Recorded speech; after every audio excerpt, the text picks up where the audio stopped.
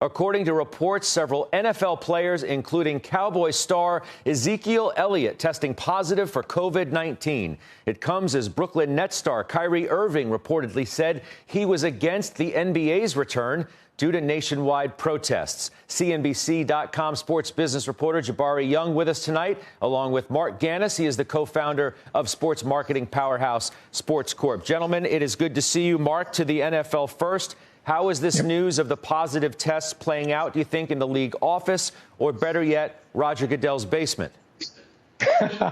And which home of his, which basement that he's in tonight?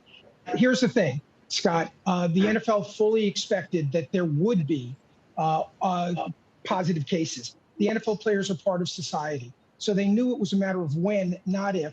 They've got protocols in place. They've been working with doctors and with the Players Association, their doctors, and with doctors all across the country and the CDC. And they've got this covered. This was expected. Now it's the phase is isolation. Then the next protocol will be participation. So they've actually expected this. They actually expect that there will be players who will test positive even in the fall when games are taking place. I was going to ask you, what is the league willing to tolerate, do you think, in terms of a case number? It sounds from you as though they are expecting that these cases could rise and they're still going to play. They are expecting there will be cases, but they do expect that, 3 months ago, we just got the virus just took root. And look how much more we know 3 months later. The NFL season doesn't start for 3 months from now. Imagine how much more information, how much the protocols that we'll know that are better, and how to deal with it that we'll know in 3 months. So the NFL is going to use this time wisely. It's going to learn what happens with the NBA, Major League Baseball, the NHL, MLS, the soccer teams in Europe, even the Australian rugby they're in contact with, to make sure that the NFL and the NFL Players Association have as much information as they can, have the best procedures and protocols so the season takes place. And if there are players that get the virus, they will be isolated, they'll be treated, and the games will still take place. Okay, speaking of the NBA, let's bring in Jabari Young now. And Jabari, we have issues, as we said, possibly as it relates to the NBA coming back as well. What can you tell us tonight? Well, it's just the same, just the internal friction, right? A lot of players probably were not aware of all of the dynamics of what that bubble down in Orlando was going to entail.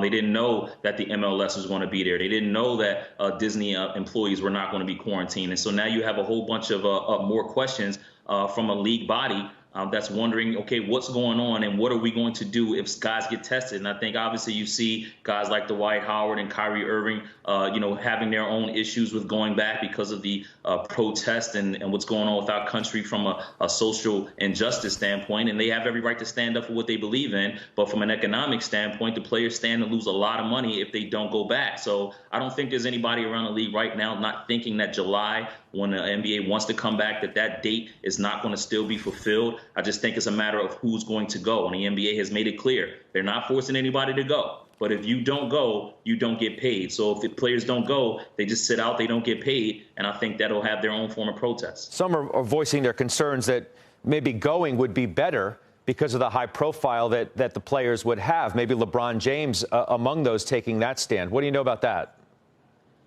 Absolutely. I mean, listen, that's the platform. When you're down in the NBA, that's a platform. And I don't think the NBA nor ESPN nor Turner Sports, which the games will be aired on, would have any problem with the players expressing themselves. And I think if you're the players right now, maybe you kind of go to the table, you go to the owners and you try to get more. And you say, hey, listen, if you want us to come back, how about each owner donate to some type of social injustice organization, some type of economic reform in the neighborhood? How about you force the owners to give back? You guys want us to go back down there? You want us to risk our lives? You want us to risk our health to want us to go play? How about you give back to black communities more than what you're doing? Set initiatives aside. Use this platform to not only make a stand, but use it for economic purposes. Because guess what? The owners stand to make a lot of money from the NBA players coming back down in Orlando and risking their lives to play. Yeah. So why don't you get something back in return? Marc, you alluded to this. The NFL does have the benefit of time. They do have the ability to wait and see how things unfold with the NBA. You think there's a time limit? How long is the league, do you think, willing to wait and see how these things transpire with caseload and things like that? Scott, one of the really interesting things about how the NFL has handled this is they haven't waited for anyone. They've adapted and adjusted as they've gone forward, but they've gone through every step they need to do the offseason. They had the virtual draft, which was a wild success. They had free agent signings, which led to Tom Brady changing teams with tremendous attention and publicity. They've had off-season workouts done virtually. So what the NFL has done is it has adapted, it has adjusted, and it's going to continue to do so. And as information and health information gets better and better, they will continue to adapt and adjust. You know, one thing I can tell you, Scott, there is a really high level of interest for the teams to come back, for the games to take place. People were worried about, well, will fans want to come to the games? The secondary market for NFL tickets is up 20%. That tells you that the fans are really clamoring to get back to the games and to watch them in the stadiums.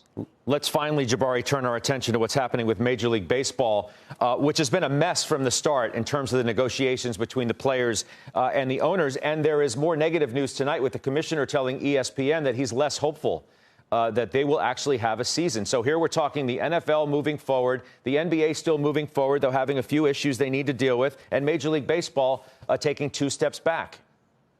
Yeah, I mean, listen, you have two sides that just don't trust each other. You know, the Players Association do not trust the owners, and the owners feel like they're suffering more, and they want to prove that to the players. But listen, the MLB, okay, just agreed to a deal with Turner Sports that's worth about $3.2 billion to re-up their new media rights package, okay? When that stuff like that comes out, the owners do not have any excuse. They can't claim that they're poor because they're getting all these media rights. So now when stuff like that leaks out, if you're the players, you have nothing to do but go back and say, hey, listen, you guys don't want us to play baseball. We'll see what happens. But at the same time, I don't see that you can have any sympathy for the owners when they just get a brand new TV rights deal and yet they're asking the players to take less. It just doesn't make sense.